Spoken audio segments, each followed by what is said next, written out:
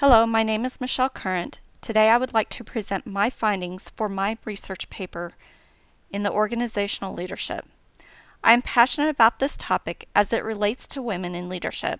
In the following, we will discuss some benefits of women leadership, current standings in the business world, challenges that come up, and how to overcome those challenges. First, we will talk about the benefit of women in leadership. To truly understand why it is important to overcome the challenges we face as women, we must first understand the importance of a woman's role in management. First, there's a large growth of women and a decline of men in leadership. In addition to the need to fill these roles, companies tend to have a better reputation when a woman is in leadership. This comes from a woman's natural tendency to be customer focused and include community and environment in business practices. Women also have a knack to increase productivity, whether success comes from collaboration and compassion or the ability to focus on consequences. Women's traits are needed in the business world. So where does the current business world stand? There were several studies done in 2011. From these, I found that only 6% of CEO and top executive positions are held by women, while 64% of companies have at least one woman in a top executive position. Only 3% of the Fortune 500 CEOs were women.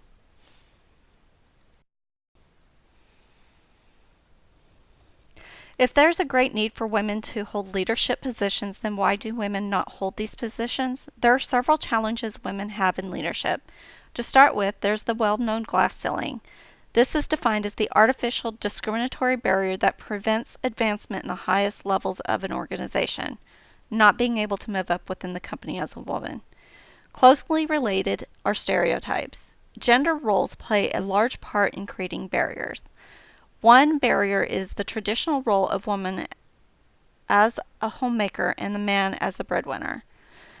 However, gender traits also contribute to the inability to move up. Women tend to be friendlier and have a higher concern for others, while men tend to be more aggressive, controlling, and competitive. These masculine traits traditionally define leadership. As a woman, it is tempting to adapt these traits. However, this can work against a woman in the leadership role. Next, there are self-inflicted challenges. These are challenges that we place upon ourselves. Whether it is the internal fear from failure or what others think, lack of confidence, can I really do this job, or just the desire to be more involved with family, recitals, games, family events. Internal challenges can stop women from being successful. Lastly, there are corporate challenges. First, a woman must know when a position is available and what skills are required to attain that position. Many times, these issues are poorly communicated, creating frustration on the part of the employee. However, there is also another issue, the unwritten rule. These include non-negotiable skills such as consistently presenting strong track records, displaying ethics and integrity, and having a drive to lead. The next is the deselection factor, in which a company looks for interpersonal skills such as sensitivity, self-interest, and business perspective. Lastly is the core selection factors: strategic skills, team building, implementation, innovation, lateral management, and executive presence. What can we do to overcome these challenges? First, we will look at development both within the company and the person.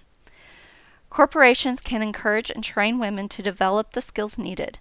Some of the ways they can do this is through the use of human resources who can leverage and educate women about needed skills, diversity management through policies, programs, and initiatives, and career development at all levels. On a personal level, we must remember that we control our own destiny by setting high expectations and promoting ourselves.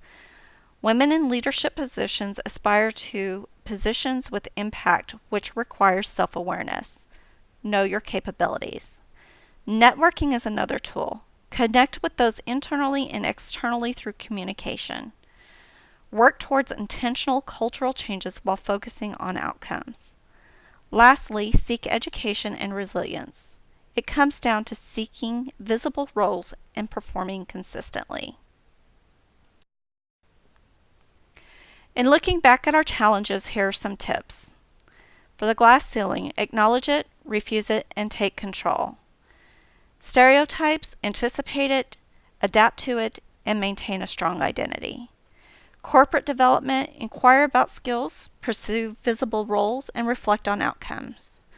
Personal development, reflect on personal development, seek out support, and find ways to grow. What I would like for each person to take away from my presentation is this.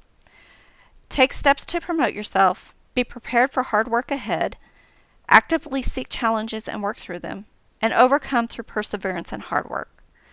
I learned that it isn't as much about the challenge as how we deal with those challenges. The opportunities are many and available. Through hard work and perseverance, these positions can be filled by women who are needed in the future of the business world. For anybody who would like to read some of the references that I looked at for my research paper, the following is that information.